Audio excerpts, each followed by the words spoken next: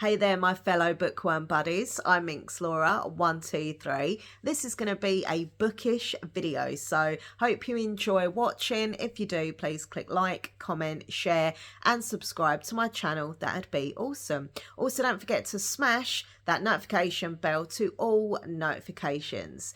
So yeah, I'm going to be doing a book haul, showing you some new books I've got recently, and also I'm going to be telling you about my current read, and I'm going to be telling you what my favourite book is of the year so far. Now, obviously, it could change. We've still got a couple of months, but as it stands right here, right now, this is my favourite book of the year so far. So yeah, enjoy it. Let me know in the comments section down below what book you are currently reading. Also, if there's any new books coming out soon that you're excited for, I love to get your comments. And of course, I always reply to your comments. So let's get started. All right, I'm going to start with the book that I'm currently reading. So I literally started reading this book last night. Okay, so I'm literally like 11 pages in. So like, I can't give you a full review yet, but trust me, I'm loving it. So good. If you like cozy, witchy, magical vibes like fantasy, check this one out. So yeah, it's called Two's a Charm. And it's by Heather Spellman. How gorgeous is this cover? Like, seriously. I got this in work with my staff discount. Result.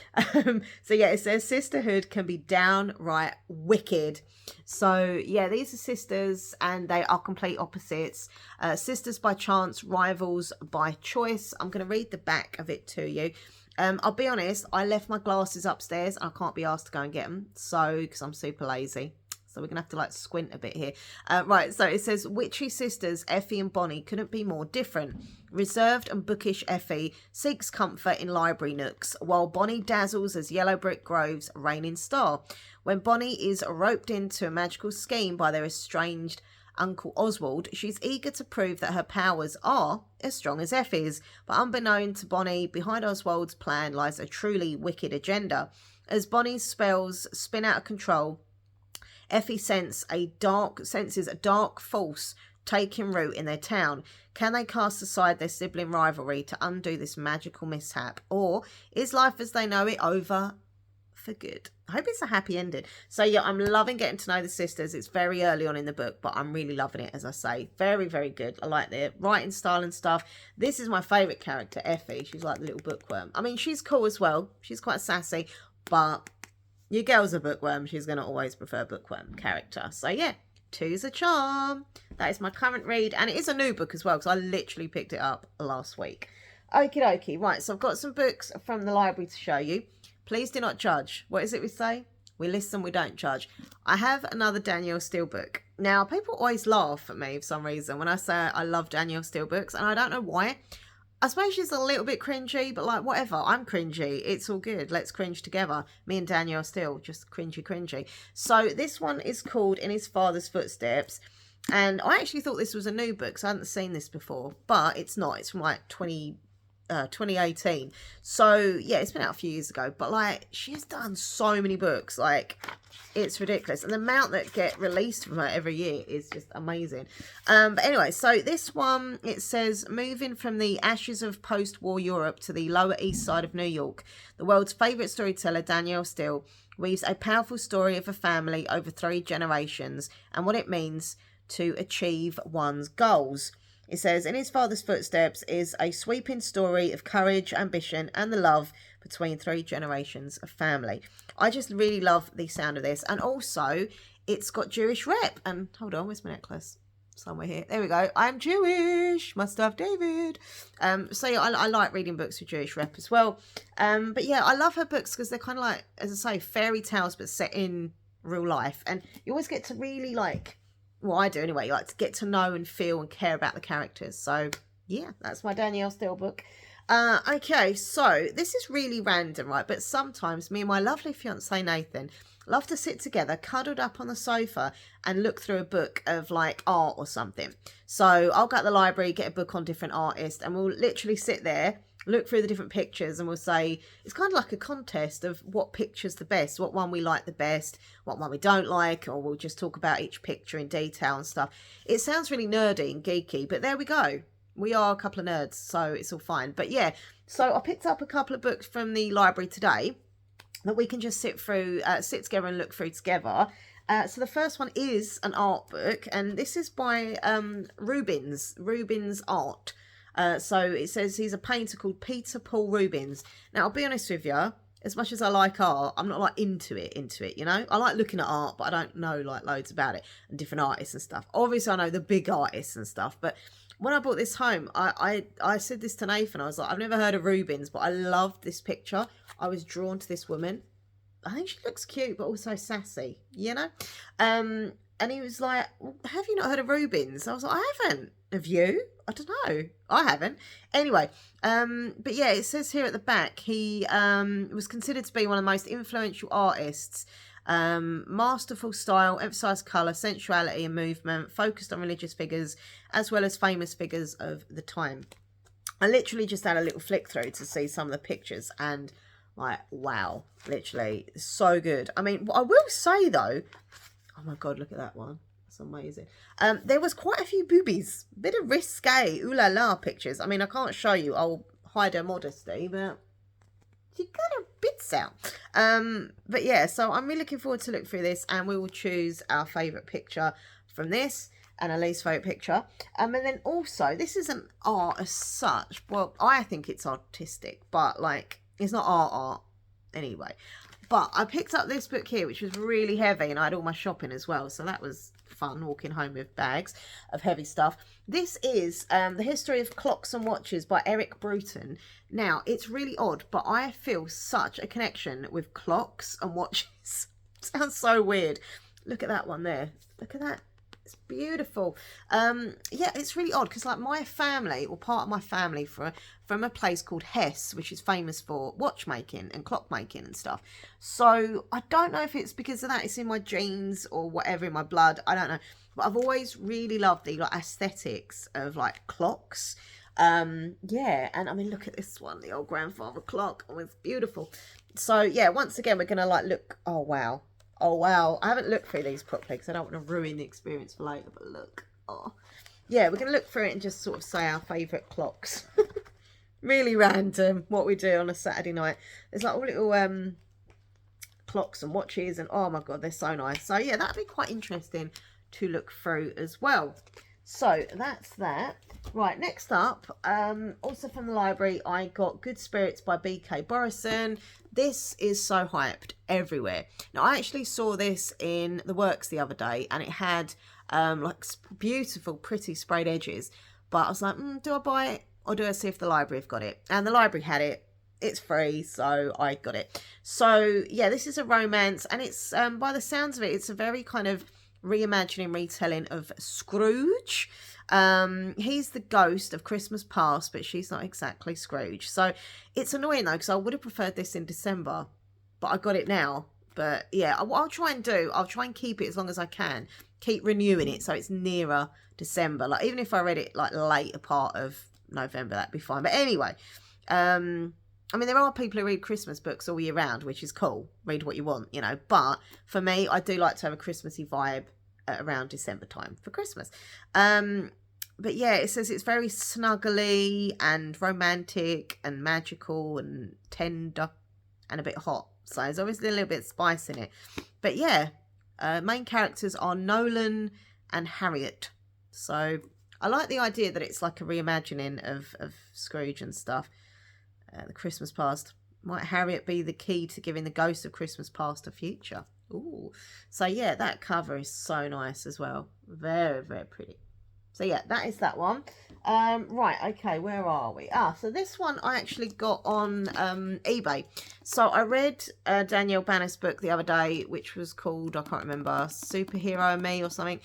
It was all right. It wasn't amazing, but it wasn't, but it was just kind of average. But basically, when I was on Goodreads, I saw what other books she'd done. And I saw this one. I'll be honest with you, this was a cover buy for me. I got it for like £3 on eBay, free postage, bargain. But yeah, it's a bunch of misfits. I think it's set in space and stuff. The Good for Nothings by Danielle Bannis. Come out a few years ago now. It says they're only good at being bad. Look at these characters. So there's a little robot here. I love books about robots. Oh my God. There's a character here. There's a character here. There's a character here. Look at that snarling face. But yeah, I don't know. As I say, her other book was okay, but it's just when I saw that cover, I was like, I don't really know too much about it. I know it's a bunch of misfits, and they're set in space, and hold on, let's have a look. Trying to join the family business of theft and intergalactic smuggling. Unfortunately, it's a disaster. She lands herself in prison. There's a bunch of misfits. Yeah, the ragtag group soon discover that not only is the too good to be true treasure real, but they're also not the only crew on the hunt for it, and it's definitely a prize worth killing for. Bunch of misfits, break out of prison, trying to get this treasure stuff in space. I just really love the cover. No, I will read it at some point. Oh, there we go. That's the book that I had, Super Villain and Me. That was it, not the superhero, the Super Villain and Me. As I say, that was okay. Like, it was alright, but yeah, this was a cover buy because I like it. So yeah, I do like the old sci-fi fantasy now and again. Okay, next book is from the library. This is called I Killed the King by Rebecca Mix and Andrea Hanna. I've not heard of this book. I've never seen it anywhere. It's a YA, and it looks like a kind of fantasy thriller. So it says 1 dead king, 6 suspects, and 12 hours to uncover the truth. Yeah, it says I Killed the King is filled with edge-of-your-seat thrills, political intrigue, angsty romance, and a lovable ensemble. I have not emotionally recovered. That sounds cool. I don't know. I saw the cover. I was like, oh, that looks good. It's brand new. It's literally just come out. And yeah, I just think it sounds really, really interesting. So we will see. We will see. Oh, nice big font as well. I do like a hardback. As much as I like paperbacks because they feel lighter to hold, I like the fact that hardbacks do have bigger font. I just enjoy reading bigger font books. But yeah, I think this is a standalone as well. I had a quick check and I didn't see any, like, you know, #1 in the series or anything. It was all like standalone. So yeah, it says after a decade of war, the kingdoms of Avondale and Estelia have finally agreed to peace as guests from both countries arrive for a celebratory masquerade ball. Oh, I love reading about masquerade balls. I don't know why. King Costis summons an unlikely group to his chambers. The Crown Prince, his bride-to-be, and his personal guard, a wild beast tamer, and the palace's new healer. But before he can reveal why he has gathered them, the castle goes dark. When the lights come back, the king is dead, murdered with the princess's knife, laced with a venom from one of the beast tamer's monsters in a weak spot only his guard knew of. Oh my god, they're all suspects. With everyone a suspect, that's what I just said, they make a pact. Tell no one until the treaty is signed. But when a storm seals everyone inside and someone aware of this king's untimely death begins to pick off guests one by one, the 6 suspects must work together to discover who killed the king before one of them is next. I think that sounds ace. I think it sounds awesome, like really. So yeah, I love the cover. Like they're all in the windows and stuff. So yeah, that is I Killed the King by Rebecca Mix and Andrea Hanna. So yeah, got that one. And we've got a few more here to show you from the library. Right, so I've got The Raging Sea by D. Elizabeth. A love that spans lifetimes, a sacrifice that defies death. This, once again, I've got to stop it in my cover, like, interest. Just literally, I look at a cover and I'm interested in it. But this one has like a fairground and like a magical vibe to it as well. So there you go, The Raging Sea. Can you see like the big wheel and the roller coaster and stuff? Like I just, oh. So basically I either get library books, I either go in the library and just see books that I like the look of, pick them up, blah, blah, blah. Or I go on the library website and go on like browse new books that have just come in. And if it's something that takes my fancy, I'll just press click and collect, go and get them and stuff like that, order them in. Yeah, this says, Bria Winters feels buried alive at Lock Creek. She's convinced that she'll die there among the waves that devoured her twin brother 13 years ago. But when the boy that she's loved since childhood, Finn, vanishes from a seaside carnival, I knew it had a fairgroundy vibe, it quickly becomes clear that he's gone much further than anyone could have imagined, and an evil underwater entity needs its sacrifice. So there you go, some more pictures on the back there. I honestly think it sounds really cool. This is new out as well. Honestly, we're really lucky because in our library in Southend, we get so many new books. Fantastic. Now, don't laugh. I keep saying that in this video. Don't laugh, don't judge. But I was in the library, and I just thought I'm going to look around the romance section because I feel like I don't really look around romance that much. It's normally YA or horror or thriller, crime, that kind of, they're my sections, right? But I thought no, I'm going to have a little look in romance because back in the day, I used to read romance all the time. Lots of like Mills and Boons books and stuff. I like that romance, but I like a little bit of spice. Not too much spice because it just makes me cringe, but just enough spice. So, yeah, I was looking at all the different titles of the books and the pictures and that, and I found The Art of Catching a Duke by Bronwyn Scott. This is Mills and Boon historical. Haven't read a romance properly like this for ages with like that historical vibe to it. So, yeah, I don't know. A glimpse of her hair. Ooh, commissioned to paint them. Sorry, I'm reading this all to you. But anyway, so yes, this is going to be a challenge for me because I've not read a historical book for a while. So we'll see. Oh, God. Mills and Boons, I'm back there. It's been so long since I've read a Mills and Boons book. Right, and also I've got We Three Witches, sorry, by Rosie Talbot. I have read Rosie Talbot before. She's okay. Like, there's been a few books of hers I'm like, they're okay. But yeah, this has been really hyped up a lot. I love that cover. I think the cover's so nice. I think this is LGBTQI plus theme. And it's witchy. Yeah, part of a coven of 4 powerful witches, Viola Samphire's life falls apart when a mysterious fire kills Eddie, her unrequited love, and gives Viola the rare ability to see the dead. Okay, so this is a thrilling, heart-wrenching romantasy. We'll see, yeah. She discovers that the fire was no accident. She's determined to find out who killed Eddie and make them pay. Threats to her coven sisters escalate and dangerous ghosts begin to stalk her. She learns the dark side of her newfound abilities and the terrifying truth: the price of magic might be more than she can afford. There is only one soul she truly cares about, and that's Eddie's. Unlocking the mystery could reveal a whole new world and offer the chance to be with her true love forever. Ever. So yeah, that is We Three Witches by Rosie Talbot. That is a YA book as well. I think there's only one more book I've got, yes, in my little haul to show you, and then we can go on to my favourite book of the year as of now, as of this very day. So this is a very creepy cover, so if you don't like spooky horror covers, look away now, and I'll tell you when you can look back. This is The Macabre by Kosako Jackson. You ready? 1, 2, 3, I'm going to show it. Look at this cover. So you've got the painting with dripping blood, and look, she's got her head upside down in like a red, creepy, foresty thing. So yeah, I was meant to read this at Halloween and I didn't, but it's all good. I can read horror at any time of the year, it's fine, but this is definitely going to be read in the month of November. I'm gonna read this book. I really want to read it. It sounds so weird and so creepy. I love it.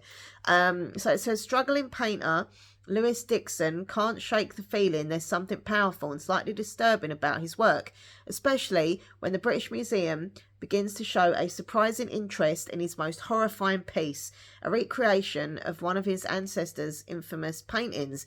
He accepts their invitation only to be met with a test to see if he possesses the magic necessary to enter the paintings. He's going to enter paintings. How cool is that? And the strength to escape them as well, because his ancestors' pieces carry unnatural abilities and a terrible curse. Lewis must destroy them all. Under orders from the museum and partnered with handsome Agent Noah, Lewis plunges into a world of black markets, gothic magic and unspeakable terror. But if he's to succeed, you have to locate the long-lost final work, and its powers might be the most devastating of all. How creepy and weird and cool does that sound, right? Huh? I think it does. So yeah, that is The Macabre by Kosako Jackson with that creepy painting. So yeah, that is going to be one of my November reads, 100%. Right, so that was my book haul. Let me know if you've got any new books recently, and if there's any new books coming out that you're excited for. I know there's going to be the new Mortal Instruments book. I think that's in December. I've got a few pre-orders, I think, in November, maybe in December. I don't know. I have to look at my list. I've actually got like a proper list of all my pre-orders, so I don't forget what ones they are. But I know Mortal Instruments, brand new book, Cassandra Clare. So now it's time to show you literally my favourite Get it? Favourite. This is so far, we just literally started November today. This is my favourite book of the year so far, and it's by Lane Fargo, and it's called The Favourites. Honestly, I mean, there's a quote here from Jodie Picoult that says, part Wuthering Heights, part Daisy Jones and the Six. I'd probably agree, actually. So, yeah, I've read a lot of good books this year. I will be doing like my end of year book wrap up, like reading wrap up and saying about my favourite books of the year. I will do that. And my least favourite as well, probably. I'll include in that video. But this book, I don't know what it was. It really, I just really loved it. And yeah, Daisy Jones and the Six vibes, definitely. Obviously, this isn't about music, it's about ice skating. But it's kind of like you follow along. It feels so real. Like, I got to know the characters. So I read this a good few months ago, so I can't remember like everything about it. I would definitely reread it, actually. I couldn't read it like anytime soon. But I think maybe in a few years, I would definitely reread this book. It was just so passionate. It was so good. It was so realistic. I just loved it. So it's basically about these two people, Kat and Heath. They're the main two characters. So this is a romance, but so much more. Now, being honest, I was a bit unsure at first because it is about ice skating. I don't ice skate. I've never been ice skating. You know, if I did, I'd like break something. Let's be honest, I'm so clumsy. But to be fair, you haven't really got to be into ice skating to read this book. I promise you. So it says, everyone thinks Heath Rogers was my first love. He wasn't. My first love was figure skating. Katrina Shaw has always known she's destined to become an Olympic skater when she meets Heath, a lonely kid stuck in the foster care system. Their instant connection makes them a formidable duo on the ice. Clinging to skating and each other to escape their turbulent lives, Kat and Heath go from childhood sweethearts to champion ice dancers, captivating fans with their scorching chemistry, rebellious style and roller coaster relationship. Until the Olympic Games, as the world holds its breath, a shocking incident instantly destroys their partnership. 10 years later, an unauthorised tell-all documentary shows the public obsession with Shaw and Rocha. If Kat wants to own her story, she must break her silence. As Kat's account of her dramatic rise and fall alternates with scandalous interviews from the film The Favourites, spins into a dance between passion, ambition, and what it really means to win. Whew. Sensational rumours have haunted Kat and Heath every step of the way for years, but the truth may be even more outrageous than the headlines. Honestly, this book was fantastic. Just everything. Like, you get to know them from the very beginning and along the way, and their career and their relationship and their rocky road that they lead, and the dramas and the rumours and the gossip, and like, you know, obviously there is ice skating stuff in it, but you haven't got to be into it. Like, it's just part of the story. So good. Like, I literally, even now, just holding it, I love this book. It sits up there on my bookcase in the front room because I need it on display. It's such a fantastic read. And I love that bit. To the world, they were a scandal, but to each other, an obsession. So yeah, this, I don't know. Look, as I say, I've got a couple of months. I've still got lots of books to read. Something could come along and take its place. But at the moment, as it stands, I can't see it happening. This, I think, is going to be literally my favourite book of the year. It's so good. So good. So that is The Favourites by Lane Fargo. And I do recommend it to everyone. Like, seriously, people say, oh, what's your favourite book that you've read for a while? And I'm like, The Favourites. Really, really good. Anyway, that is the end of the video. Thank you so much for watching. I hope you've enjoyed our little bookish video. But yeah, I'm going to carry on with my reading in a bit. As I say, I'm reading Heather Spellman's Two's a Charm. And I'm quite excited to get to know the sisters a bit more and find out about the magic and this naughty, was it Oswald? Uncle Oswald. Not a nice man by the sounds of it. But yeah, thank you for watching. Don't forget to check out my other channel, MinxLaura123 ASMR. Links down below. As all the links to my social media, so come and follow me and add me on there.